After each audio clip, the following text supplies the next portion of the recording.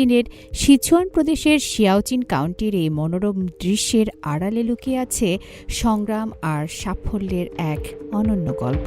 চীনের শিয়াওচিন কাউন্টির চিংহাই তিব্বত মালভূমির নারীরা অসম্ভবকে করেছেন সম্ভব। আলু আর মটরশুঁটির প্রথাগত চাষ বাদ দিয়ে তারা এখন পাহাড়ি বরফ গলা পানিতে চাষ করছেন বিশ্বমানের গোলাপ।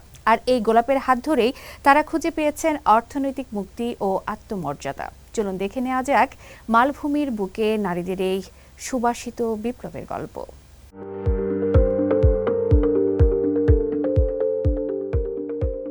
দূরে তুষার ঢাকা পাহাড় আর তার পাদদেশ জুড়ে গোলাপের সুবাস। চীনের সিচুয়ান প্রদেশের শিয়াওচিন কাউন্টির এই মনোরম দৃশ্যের আড়ালে লুকিয়ে আছে সংগ্রাম আর সাফল্যের এক অনন্য গল্প। সমুদ্রপৃষ্ঠ থেকে প্রায় ৩,০০০ মিটার উচ্চতায় অবস্থিত এই অঞ্চলের মানুষ একসময় আলু আর মটরশুঁটি চাষ করে জীবিকা নির্বাহ করতেন, কিন্তু বন্য শূকরের আক্রমণে প্রায় নষ্ট হয়ে যেত ফসল, ফলে দারিদ্র্য ছিল নিত্যসঙ্গী। পরিস্থিতি বদলাতে শুরু করে গোলাপ চাষের মাধ্যমে। বড় বড় বাণিজ্যিক খামার নয়, ছোট ছোট পারিবারিক জমিতেই শুরু হয় গোলাপের আবাদ।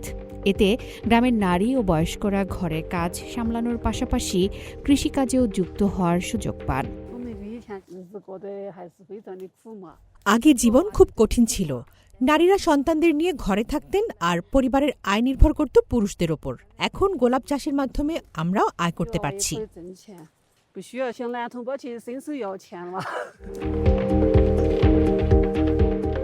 এই পরিবর্তনের পেছনে রয়েছে এক নারী, চেন ওয়াংহুই।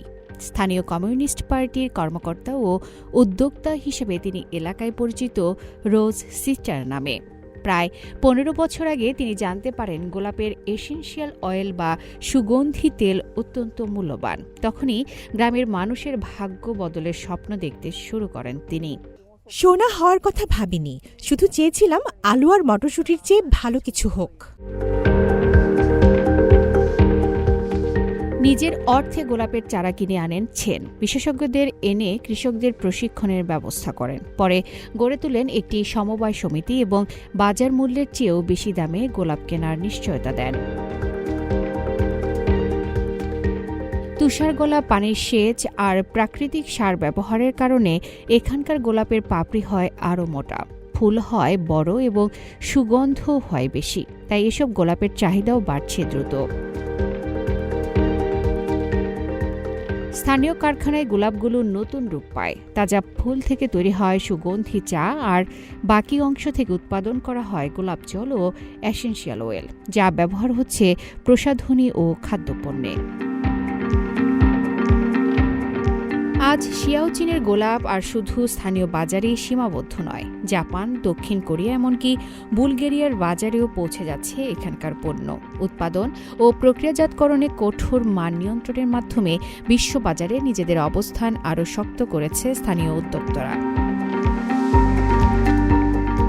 প্রকৃতির দানকে কাজে লাগিয়ে অর্থনৈতিক উন্নয়ন, নারীর ক্ষমতায়ন এবং বৈশ্বিক বাজারে প্রবেশ। শিয়াওচিনের গোলাপের গল্প যেন চীনের গ্রামীণ পুনরুজ্জীবনের এক উজ্জ্বল উদাহরণ, যেখানে ফুলের সুবাস ছড়িয়ে দিচ্ছে স্বপ্ন, সম্ভাবনা আর সমৃদ্ধির বার্তা। আফরিন মিম, CMG বাংলা।